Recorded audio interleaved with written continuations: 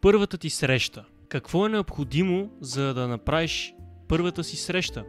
Днес ще разбереш в този клип, че има много неща, които трябва да направиш, за да те хареса едно момиче. Тук няма да задълбочаваме до такава степен с характер и какво им харесва, по какъв начин им харесва се държиш ти с тях, ами по-скоро ще ти дам нагледни примери, с които аз съм се сблъсквал и не съм ги знаел и се едно говоря на миналото си аз. Нека да започваме.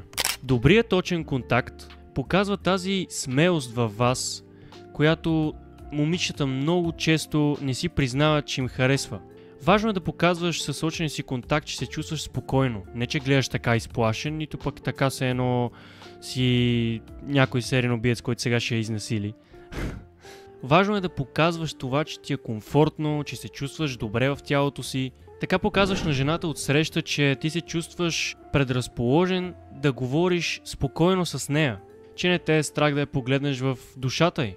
Важно е да си спокоен в такива ситуации, което става много лесно с едно просто дишане. Нека ти покажа как. Сега ще вдишаме дълбоко, така че да изпълним дробовете си напълно и след това ще си издишаме този въздух твърдо, така че се едно да не ни останал повече кислород в тялото.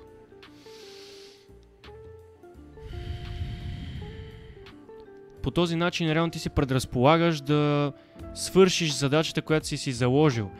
Например, това да заговориш едно момиче. Било то на улицата, било то в кафе, в бар. Насякъде мога да го приложиш, дори в метрото. Когато се изправиш в метрото, нали знаем там, че има някакви дръжки и така нататък, аз обикновено като седа и след това се хващам, нали, първо така горе, за да се закрепа, да не падна като първия тупан. Но още в самото ми вдигане се едно, още от самото ми издигане така, аз дишам дълбоко. Все едно нищо не ме притеснява, все едно поредния ден или нещо от този сорт. По такъв начин си го представи, че още с ставането ти или с сядането ти някъде, ти трябва да се вдишаш дълбоко и да се отпуснеш.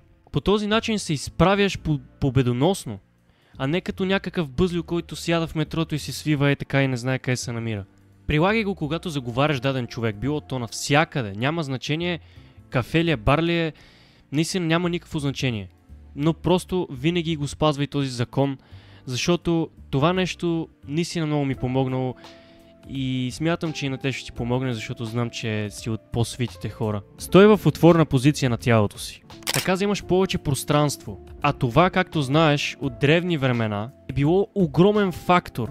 Когато те види някоя жена, че ти си с отворено тяло, отпуснат, спокоен, сигурен в себе си, в подсъзнанието и моментално излиза връзка, брак и така нататък, че си способен да защитаваш, че си способен да и предоставиш това, от което тя има нужда, а именно сигурност. Това естествено не значи, че сега трябва да си разпериш така като перегели краката навсякъде в метрото и да няма нито 1 сантиметр откъде минат хората, защото си пълен гъс. Но определено смятам, че има определени позиции, в които изглеждаме много по-доминантни. А именно това е много по-хубаво за нас и за жените от среща, които ни гледат реално. Просто не се свивай. Не си дръж ръцете така сгънати, като последния бъткан, където ми седи в метрото и така гледа всички на кръв, обаче е свит. Свил си и краката, преплел си като някаква женичка. Как да накараме краката ни да върват към нея? Правилото от 5 секунди.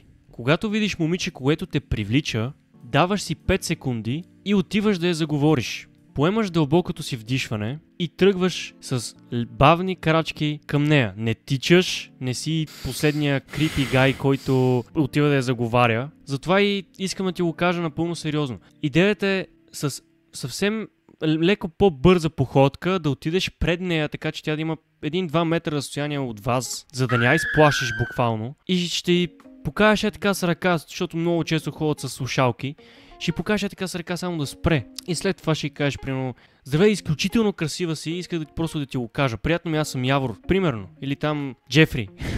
Не се опитвай да я впечатляваш. Момичетата усещат, когато си напрегнат. Спомням си, когато излизах на първа среща с момиче, винаги бях малко, се правя на такъв малко по-готин, ходих биткаджийската и смисъл изглеждаше много странно, но също време отвътре бях много напрегнат. Бях си стегнал много корема, така че направо ми излизаше сикспака. И като цяло беше много странна ситуация, защото аз като отида се запознава с това момиче, тя ме гледаше с много различен поглед от момичета, с които съм излизал, но съм бил спокоен, отпуснат. Все едно не ми е пукало какво ще се случи. Все едно съм там, защото просто имам уговорка, все едно с приятел. Буквално така съм се чувствал. Никога не съм се чувствал свит в такива ситуации. Напротив, даже съм се чувствал доста така confident, с увереност съм се чувствал, че това момиче е мое, все едно. Разбирате ли ме? Отпусни тялото си, за да можеш да си там, в момента. Не говори много за себе си. Има и тази мистерия в себе си, която тя да я почувства, тя да усети това, че ти не изподеляш, ти не казваш, аз се занимавам с това, имам такъв бизнес, self-improvement, не бия месото от 2 години. Разбираш, трябва да имаш мистериозност, тя да иска да пита тези неща. Как да разбереш ли? Ами, много е просто. Това се случва с времето. Когато ти се чувстваш все по-комфортно това да заговаряш момичета, то те ще ти задават тези въпроси. Да, най-вероятно първото ти момиче, което си заговорил, няма да ти зададе същия въпрос. Ти с какво се занимаваш? Мога ли да знам, ти много добре изглеждаш? Случайно имаш ли Инстаграм? Колко последователя? Развиш си социалните мрежи там? Не, в повечето случаи не се случват изобщо такива разговори. Напротив, даже когато случва ми се на мен лично, когато съм заговарял такива момичета, да ми казват, изглеждаш добре, благодаря ти, че ми каза, че съм красива, чао. Примерно, нещо подобно. И е едно такова странно чувство, че все едно нямаш какво да кажеш. Все едно ти си изостанал, все едно нищо не правиш реално.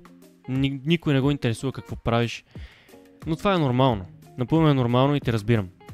Ако имаш проблеми с момичетата или като цяло с комуникацията с хора, се свържи с мен долу в описанието. Всеки път, когато кажеш нещо на момичето ти отсреща, гледай да го казваш по спокоен начин, така че тя да те чуе добре, да те разбере, да го обработи мозъка й и тогава тя да ти отвърне. Имай търпение.